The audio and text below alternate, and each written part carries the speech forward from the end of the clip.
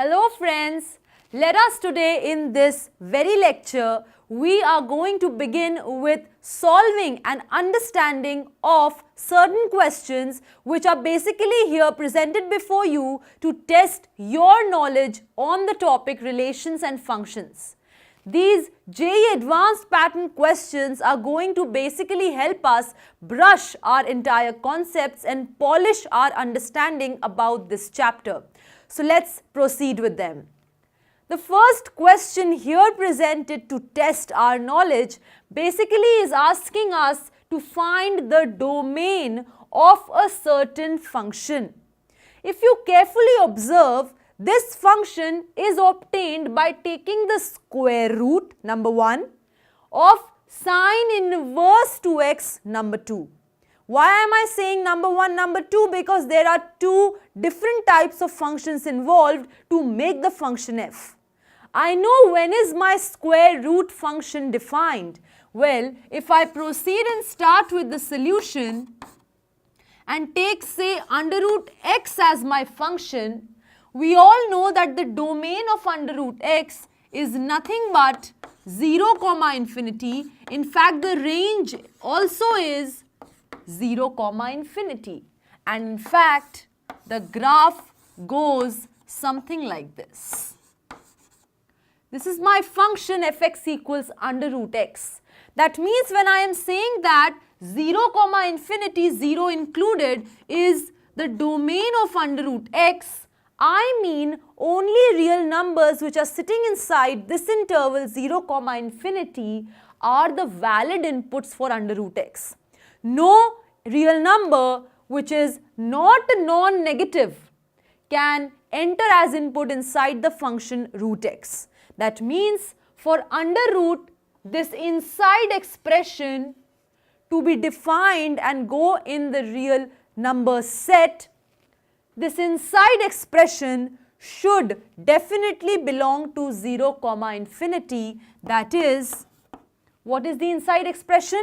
It is sine inverse 2x plus pi by 6. This should belong to 0, infinity for f to belong to R, or I should say fx to belong to R. Because I am interested in those values of small x coming from the collection of reals for which fx belongs to the collection of reals. And that can only happen when under root of this expression is a valid expression. And this is valid only when the input of the root function is belonging to 0, infinity. Which means sine inverse 2x plus pi by 6 is greater than or equal to 0, which now means that sine inverse 2x is greater than equal to minus pi by 6. Let me mark this as equation number 1. That means sine inverse 2x is greater than equal to pi by 6. This should hold for under root of this expression to come out to be real. Now you have to understand, I am over here talking about the inverse of sine function. How did this come into picture? If you remember the sine graph,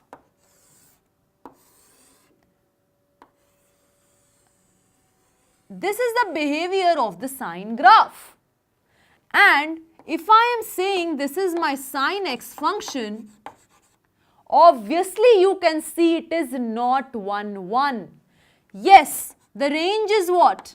The range is the closed interval minus 1, 1 because it is only attaining values from minus 1 to 1. Look at the height of the graph. Height of the graph above the x-axis is maximum 1 and below the x-axis the height is maximum 1. Below the x-axis the number it attains is minus 1, above the x-axis the number it attains is 1, and that is why the range of sine function is minus 1, 1. So I can say that sine x from R to minus 1, 1, which is range of the sine function, is an onto function. Because over here codomain is equal to the range. But what about the domain? I want my function to be 1, 1 also for it to be invertible. And that can be done provided my function sine is 1, 1 on the domain R. But by the horizontal line test, you can very well see if you are going to make a horizontal line, it is going to intersect the graph at more than one point. That means over the real line sine function is not 1, 1. That is why we are going to restrict the domain to minus pi by 2 to pi by 2. And corresponding to this interval minus pi by 2, pi by 2, the function will be attaining all values from minus 1, 1, and only this yellow portion graph will be drawn. And if you just consider this graph, which is drawn corresponding to minus pi by 2, pi by 2, it is an increasing functions graph, and therefore if you are going to draw any horizontal line, it will intersect this yellow portion only once. That is why I say that sine x from minus pi by 2, pi by 2 to minus 1, 1 is both 1, 1 and on 2.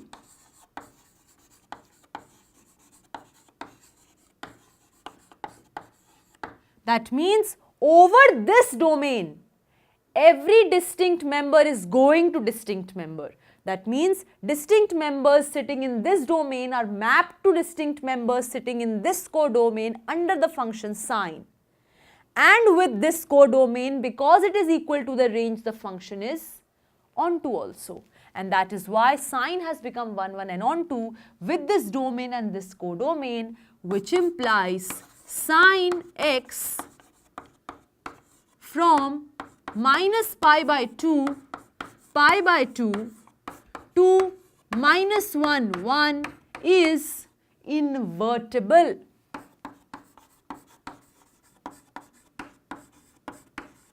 Because it is invertible, this implies there exists its inverse. The output set for sine becomes the input set for sine inverse, and the input set for sine becomes the output set of sine inverse. And we know the definition of F inverse happens to be this function applied to the input x comes out to be y only and only when sine y is equal to x. We have done the concept of inverse of a function. I am just applying that same concept over here. And this means whichever x you put over here coming from minus 1, 1, sine inverse x is going to go inside minus pi by 2, pi by 2. That is, for all x belonging to minus 1, 1, sine inverse x belongs to minus pi by 2, pi by 2. Right? Over here in the question we have sine inverse 2x. Just make the argument instead of x equal to 2x. The argument still remains the same. This entire concept that I have taught you is for your understanding, because I am using this completely in this question. And therefore, we have understood that sine inverse of this argument is always greater than equal to minus 2 and greater than equal to minus pi by 2 and less than equal to pi by 2. From here I had sine inverse 2x is greater than equal to minus pi by 6. By the very meaning of sine inverse, it is always coming out to be less than equal to pi by 2. Right? And that means if I mark this as equation number 2, from 1 and 2, what is it that we have obtained? One says sine inverse 2x is greater than or equal to pi by 6, and 2 says something about it being less than or equal to. Let's write that down once again and then begin solving it. So I have sine inverse 2x is greater than or equal to minus pi by 6 and less than or equal to pi by 2. That is what I have used over here. Now is the time to solve something. Well, if you carefully observe, this is my pi by 6, this is my pi by 2. Pi by 6 is 30, pi by 2 is 90. Similarly, here this is my minus pi by 6 and this is my minus pi by 2. So because right now I am only concerned with sine inverse of something being between minus pi by 6 to pi by 2, the definition of inverse says whenever x belongs to minus 1, 1, in that case sine inverse x equals y implies sine y equals x, provided x is coming from this interval and y is coming from this interval. That means sine inverse x equals y can be written as sine y equals x provided we are working in this domain and this range, which is true over here because minus pi by 6 to pi by 2 is very much in the interval minus pi by 2, pi by 2. And that is why by the definition I can write sine of, this can happen only when sine of minus pi by 6 is less than or equal to 2x is less than or equal to sine of pi by 2. And this means what? Well, sine of minus theta is minus sine theta. So we are left with minus sine pi by 6 is less than or equal to 2x is less than or equal to sine of pi by 2. Sine of 30 degrees is 1 by 2. So this happens to be minus 1 by 2 is less than or equal to 2x is less than or equal to, well, sine 90 is 1. And this gives you minus 1 by 4. Just bring this to the side, is less than or equal to x is less than or equal to 1 upon 2. And this can be written as x belongs to minus 1 by 4 comma 1 by 2 closed interval. And that means it is these values of x which make this expression of f bring out real values. That is why only these x's are valid to get entry inside the machine f, because only corresponding to these x's the machine is delivering real values, and so this happens to be my domain of f. Let's see which option helps us to get this as the answer. Minus 1 by 4 comma 1 by 2, the very first option happens to be the correct one because it tallies with our solution, and therefore A is my correct answer. B definitely is wrong, C is wrong, and D is again wrong.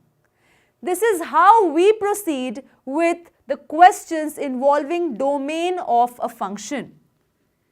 Understand carefully, here I have tried to explain you the sine inverse existence concept also. We have already done the inverse of a function concept, and this is just application of that concept to a specific function, which is sine in this case. So let us, without any further ado, start understanding what is the next question. Well, question number 2 in this case is trying to basically tell us something else about functions. It is saying, suppose f is defined by x minus 4, g is defined by this particular detailed format, wherein this lambda value that you can see means what? It is saying that g function at the point minus 4 is attaining the value lambda, and g at points not equal to minus 4 is attaining a value given by this expression. And then when f and g are given in this way, it is saying find lambda such that fx is equal to gx for all x if this is true. And that means that is what I am supposed to find. So if fx is equal to gx for every x, what do you think is lambda going to be, which is going to make these two functions equal to each other? So let's start with it. Fx is equal to gx is what is given to us. That is what I want basically, that fx should be equal to gx for all x in R. But this is equal provided corresponding to every x sitting here as input, the output produced by f and g is the same. And therefore, if f and g are equal for every x in the real line, definitely corresponding to x equals minus 4 also they will be equal. That means if f is equal to g for every x, this implies for x equal to minus 4, also f of minus 4 is equal to g of minus 4. Why not? If they are equal for every x, definitely they are equal for minus 4 also. But f of minus 4 is going to be found by the definition of f, which is x minus 4. So f of minus 4 happens to be minus 4 minus 4. Whereas g of minus 4 will not come from this expression. In fact, if you try and incorporate minus 4 over here, the denominator will give you 0 and this will be an undefined term. That is why corresponding to minus 4, g has been provided some other value. I don't know what that value is. Let us find out therefore. And because we need g of minus 4, right now it is unknown to us. So let me just write that unknown quantity only, which is standing for g of minus 4. So this brings to be lambda equal to minus 8. That means it is for lambda equal to minus 8 such that fx is equal to gx for all x. When lambda will be equal to minus 8, then in that case fx will be equal to gx for every x. Just replace in place of lambda, you replace minus 8, even the different looking functions f and g. Just understand, f is just this simple expression x minus 4, whereas g is this expression which is x square minus 16 upon x plus 4 for these values of x and minus 8 for minus 4. This branch function is equal to this simple function for lambda equals minus 8. That is what is the answer. Two completely differently looking functions can also be equal functions. They will deliver exact same output corresponding to every input coming from reals, only when in place of lambda you put minus 8. And therefore, the correct answer is given by point number B, which is minus 8. Pretty simple question. Yet, you have to understand that intuitively at the first go it feels that this need not be true, because they are completely two different looking functions. One is a simple polynomial, other is a difficult branch function, but yet they are equal for a certain value lambda. Question number 3 now is trying to tell us about relations. Let R be a relation on the collection of all natural numbers defined by this expression. It is saying that in the ordered pairs, as the first component will sit this type of members and as the second component will sit this type of members, where x is natural number less than equal to 5, that is what is given to you. So which of the following statements is true? The following statements are basically among the The first statement is trying to give you the entire expansive form of the relation R. In order to tally whether this R is correct or not, we will have to actually find the relation. So let's find it. We are given that R is a relation on the set of all naturals. This means my R is a subset of n cross n. R is a subset of n cross n such that inside the relation R sit those ordered pairs belonging to n cross n such that the first should look like 1 plus x and the second component should look like 1 plus x square. So this, if I mark it as x1, y1, then such ordered pairs are sitting inside R such that x1 looks like 1 plus x and y1 looks like 1 plus x square, such that this x is coming from where? This x is coming from a set A where A is 1, 2, 3, 4 and 5. That is what is the meaning of the question. Inside the relation R sit such ordered pairs whose first component looks like this, second component looks like this, and in these two components the place of x, the role of x is being played by these members. Because here it is given x is a natural number less than or equal to 5, that means x ranges from 1 to 5. That is what is my set A. Now if I wish to find this relation, I basically wish to find a subset of n cross n, which basically stands as a relation from n to n, relating members of n to members of n in this format. So let's start with the first natural number. If x is equal to 1, this implies, or I should say x1 is equal to 1, because that is what I am portraying my first components as, because x symbol is reserved for these 5 members.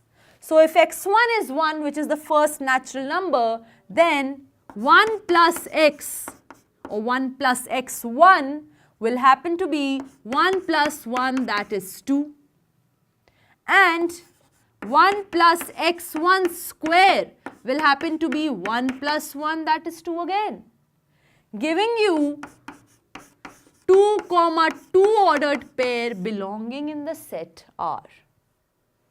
Now if I begin with x1 equals 2, this would imply 1 plus x1 is equal to 3 and 1 plus x1 square will be 1 plus x1 square is 4, which is 5, delivering the information that 3, 5 also belongs to R, right?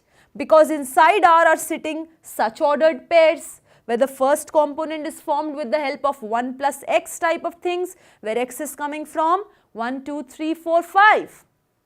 Now, if I take x1 equals 3, you get 1 plus x1 equals 1 plus 3, that is 4, and 1 plus x1 square happens to be 1 plus 3 square, which is 1 plus 9, making it 10, which implies 4, 10 belongs to R. Moving to the fourth natural number, x1 equals 5. Oh, x1 equals 4. In this case, your 1 plus x1 is what? 1 plus 4, that is 5. And your 1 plus x1 square happens to be 1 plus 16, that is 17, pushing this ordered pair 5, 17 inside R.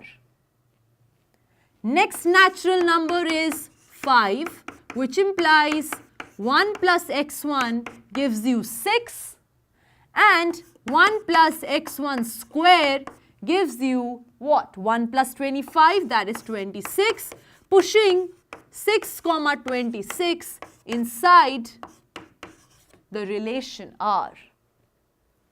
Up till here, we have obtained 1 plus x for x equals 5. After that, if we start discussing, I will be moving to x1 equals 6, giving me 1 plus x1, which is 1 plus 6, which is 7. But the relation says the first component should look like 1 plus x, where x is coming from these 5 members. That means this x can take only these 5 values. It cannot take 6 or 7 or 8 or any one beyond 5.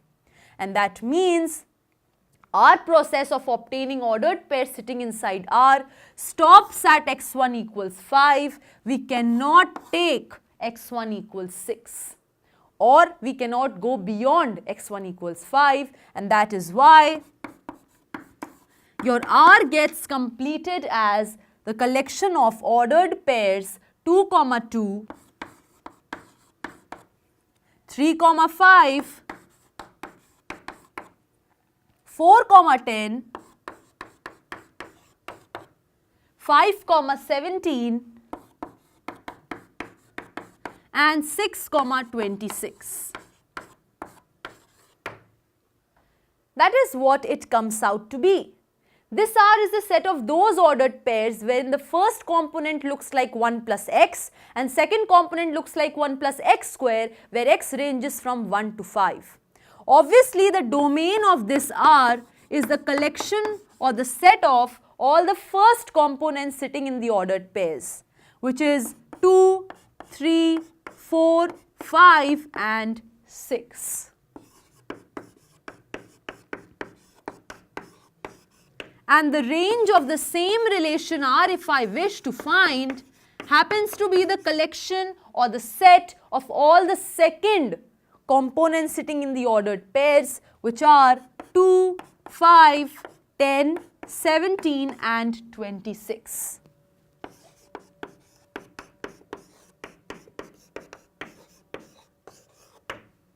This is what it turns out to be. Now is the time to go and verify whether the options basically satisfy these solutions or not. The first option says that corresponding to this rule, the R which comes out is 2, 2, yes, it was a member, 3, 5, yes, definitely, 4, 10, was it coming out? 5, 17, 6, 25. Well, let's go and check. We had 4, 10 definitely coming out with us, and therefore 4, 10 is sitting in the relation. 5, 17 is also sitting in the relation, and 6, 26 is sitting in the relation. But over here, 4, 10, 5, 17, no problem. 6, 25 is the problem. It does not sit inside the actual relation R, and that is why A is not the correct option. My relation is not equal to this. It is equal to 6, 26 at this position. But domain of R is yes, 2, 3, 4, 5 and 6 definitely. So B is correct. Range of R is 2, 5, 10, 17, 26. Yes, it is correct. And option number D, which says both B and C are true, is also correct because yes, both B and C are true.